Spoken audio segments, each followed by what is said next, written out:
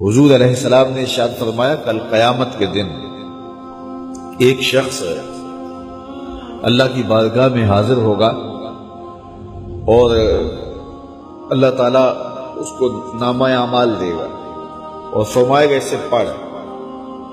تو وہ جب اپنے نامہ اعمال کو پڑھنے لگے گا تو جو بڑے بڑے گناہ ہوں گے تو اللہ سے شرم اور حیا کی وجہ سے وہ نہیں پڑھ پائے گا.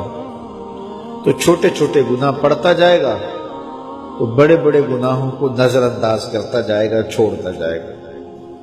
تو جب وہ سارے گناہ پڑھ لے گا تو اللہ تعالیٰ ارشاد فرمائے گا بندے یہ جو تو نے جتنے گناہ پڑھے ہیں نا میں نے سب کو بدل کے نیکیوں میں تبدیل کر دیا. تو وہ جھٹ بولے گا اے میرے رب ابھی تو بڑے بڑے گناہ رہتے ہیں، وہ تو میں نے ابھی پڑھے ہی نہیں. فَضَحِكَ النَّبِيُّ حَتَّى بَدَتْ أَنْيَابُهُ. حضور اتنا مسکرائے کہ حضور کی داڑھیں نظر آنے لگی.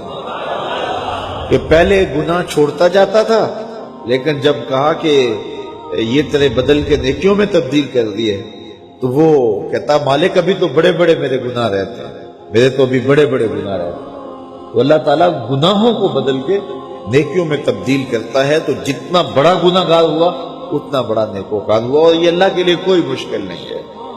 وہ سارے گناہوں کو معاف کر دے اس کے لیے کیا مشکل ہے.